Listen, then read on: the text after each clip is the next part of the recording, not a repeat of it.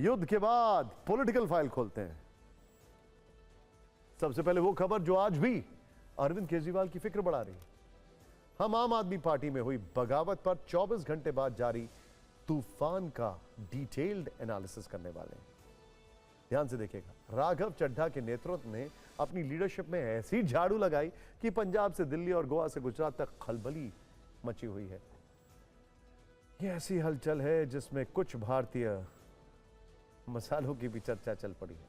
7 सांसदों की तुलना इन मसालों से होने लगी है। अदरक, लहसुन, जीरा, मेथी पाउडर, लाल मिर्च, काली मिर्च और धनिया।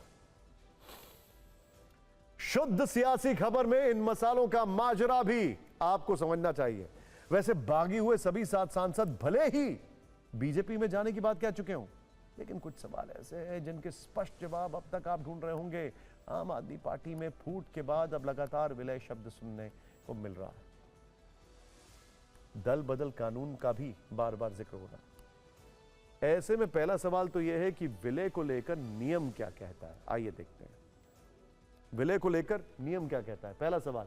दूसरा सवाल, राज्यसभा में 2/3 टूट के बाद भी क्या आम आदमी पार्टी के पास कोई कानूनी विकल्प बचा है।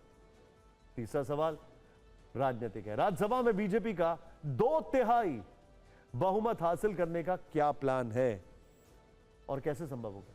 चौथा सवाल, गोवा और गुजरात में क्या असर हो सकता है।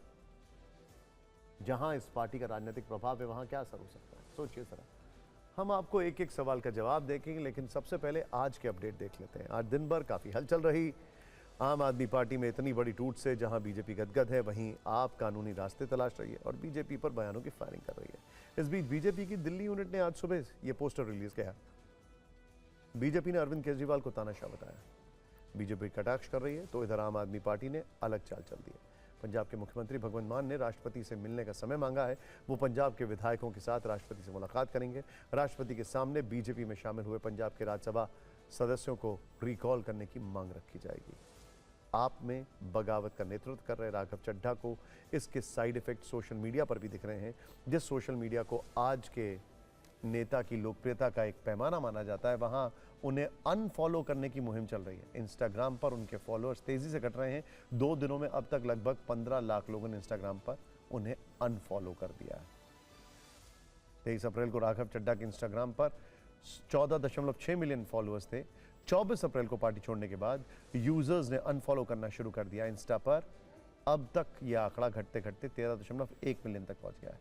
लोग राघव चड्ढा को अनफॉलो करने का वीडियो बनाकर अपलोड कर रहे हैं। सवाल यह है कि आम आदमी पार्टी में फूट की इतनी बड़ी प्लानिंग चल रही थी तो क्या केजरीवाल को कोई भनक नहीं लगी या फिर उन्हें गुमराह किया क्या। आखिर कैसे राघव चड्ढा ने केजरीवाल का कुनबा तोड़ दिया।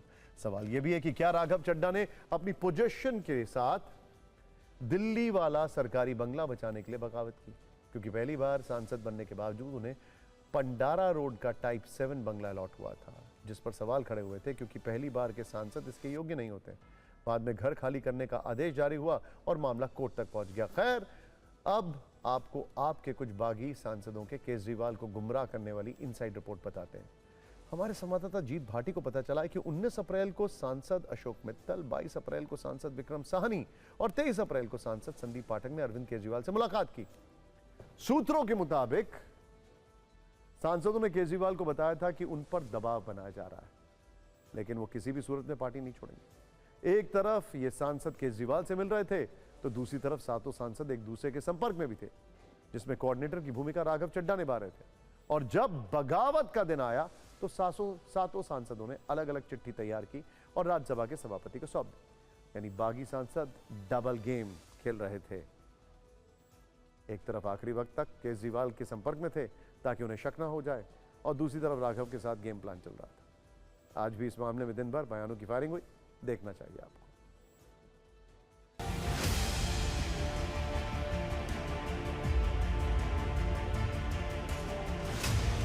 जिसके ऊपर ईडी का छापा मारा उसी को ले लिया, यानी कि 3 दिन पहले वो भ्रष्टाचारी थे, इसलिए ईडी के छापे पड़ रहे थे। आज वो इनके काम के हैं, सवाल पूछने बंद नहीं करने।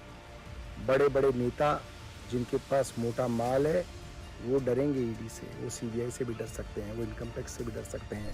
मैंने आम आदमी पार्टी छोड़ दी है और भाजपा ज्वाइन कर ली है।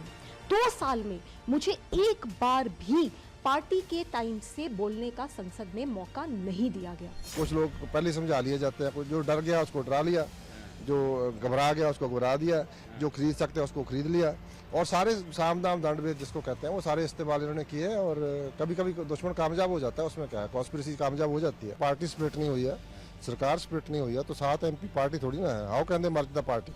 दुख होता है कि पार्टी कितना मेहनत से बनती है, कितनी मेहनत से पार्टी का लीडर और पार्टी के कार्यकर्ता जिताते हैं, और जिताने के बाद वही विधायक राज्यसभा चुनते हैं। इससे पहले भी ईडी, सीबीआई, इनकम टैक्स ने और कुछ स्वार्थी लोगों ने कुछ लालच के अंदर हमें भी छोड़ा था।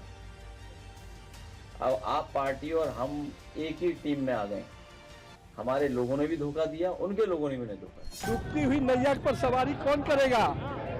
अब तो नैया डूब रही है, तो दोनों लोग को सवारी करने दीजिए। टीएमसी डूबी और पहले आप डूबा, अब टीएमसी डूबेगी। पूरी तरह से समाप्ति के दौर पे है अपोजिशन। राघव चड्ढा को फुसला के मैनेज कर लिए बीजेपी पार्टी, बस चले गए। तो ये शिकार की राजनीति बीजेपी करते हैं, शिकार की राजनीति ममता करती है, और ये आज हिंदुस्तान में और बंगाल में न्यू नॉर्मल बन चुके हैं।